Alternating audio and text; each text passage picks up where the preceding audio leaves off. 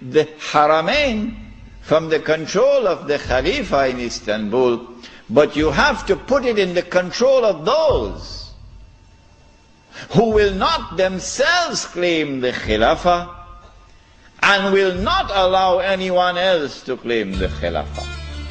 And so long as these people keep control of the Haramain and the Hajj, the Khilafah can never be restored. Simple, isn't it? Simple, isn't it? And so that is why they had to make the trip to Riyadh to meet. What's his name? Abdul Aziz Ibn Saud. Correct name? Of course it's a correct name. Why are you afraid to mention it? But Abdul Aziz Ibn Saud did not control the Hijaz. So he couldn't command a check for £7 million. Huh?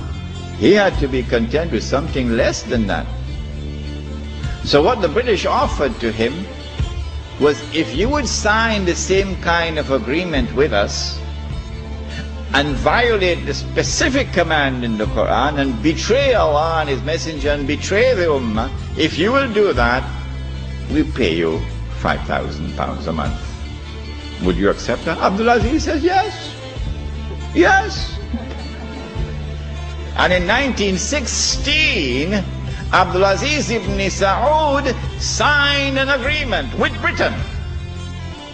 Yes. Which made of him a military ally of Britain, subservient to Britain.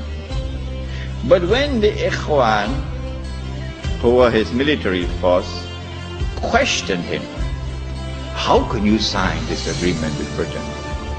And how can you accept this money from Britain, £5,000 a month? Abdul Aziz ibn Saud says, this is jizya.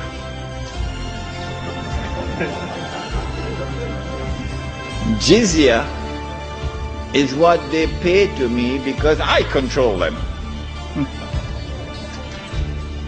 It was dust in their eyes and they swallowed it. And so Abdul Aziz ibn Saud got away with it.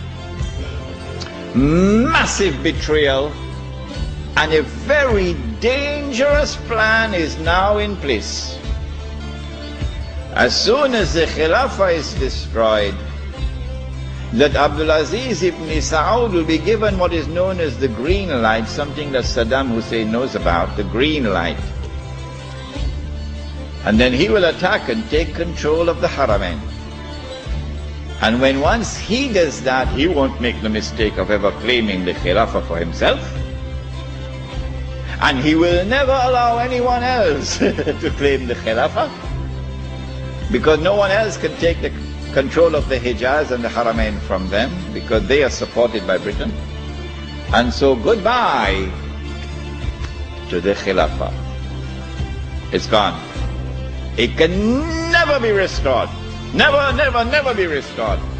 So long as Britain and the United States of America underwrite the security of the Saudi state, you can never, never, never restore the Khilafah. By 1919,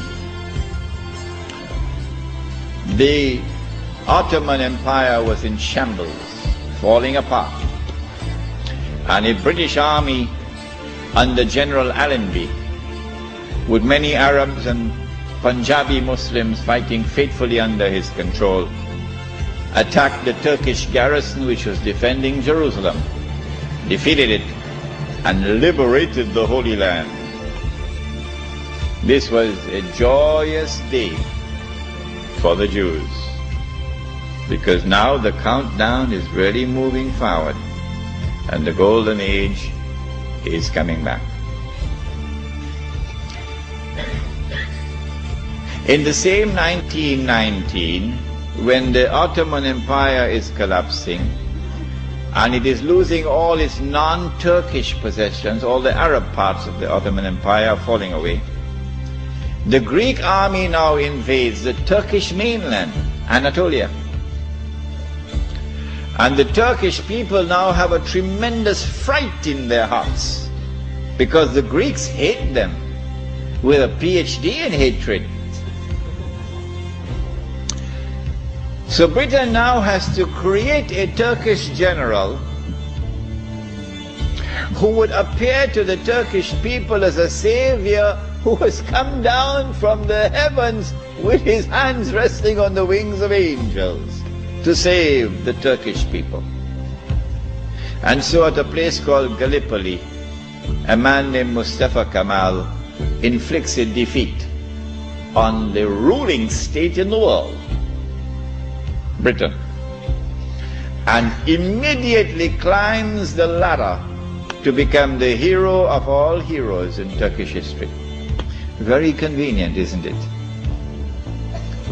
Mustafa Kemal now takes over.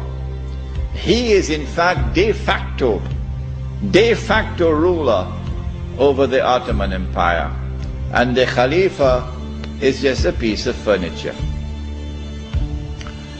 In 1920, I think, or 21, there was a big treaty, negotiations in Versailles, and from this emerged now the Turkish Republic, which replaces the Ottoman Islamic State. But Mustafa Kemal said, the Turkish people love their Khalifa. So if Europe could have a pope, why can't we have a pope too? This was simplistic thinking on the part of Mustafa Kemal. If the Europeans could have a pope, well, so too can we. So the new Turkish government of Mustafa Kemal decided to take the Khilafah and remove from it all political authority and make the Khalifa the equivalent of the Pope. This was 1922. And things were going fine for him. Turkish people were happy. Khilafah is still there. And the leadership of the revolution in Turkey were very happy because we have a secular state now, modeled after the European state. But in 1924, on the 3rd of March, suddenly Britain demanded, of course, this is a secret, they wouldn't reveal it, Britain demanded of Mustafa Kemal that he must abolish the Khilafah. The demand came from Britain. And on the 3rd of March 1924, the Turkish Republic abolished the Khilafah. The question we have to ask is, why did they do it when there was no need to do it? Nothing. It represented no threat whatsoever to the secular Turkish Republic. The answer for the abolition of the Khilafah on the 3rd of March 1924 is located in a place called India. But even the Indian scholars of Islam are not aware of it. Even they are not aware of it. When the attack on the Khilafah was taking place in the 1916, 17, 18 period, then Indian ulama, at that time the Indian Muslim community was one of the most influential Muslim communities in the world. And the Indian Muslim community was led by leaders who knew Islam and lived Islam. Men like Maulana Muhammad Ali Jawhar, Maulana Shaukat Ali, Maulana Sayyid Sulaiman Nadwi, Mufti Kifayatullah, men who knew Islam and lived Islam. And they wanted to get rid of British imperial rule in India. So that when they got rid of the British, they could restore Islamic rule over Muslims. That's all they wanted. Get rid of the British and restore Islamic rule over Muslims.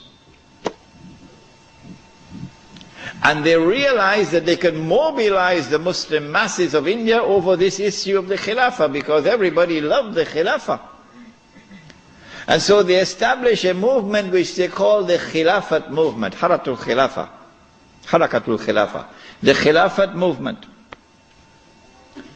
When they established the Khilafat movement and it began to mobilize the Muslim masses, the body which was sleeping is now waking up for revolutionary struggle to preserve the Khilafah in Istanbul. The leader of the Hindus realized, but wait a minute, the Muslims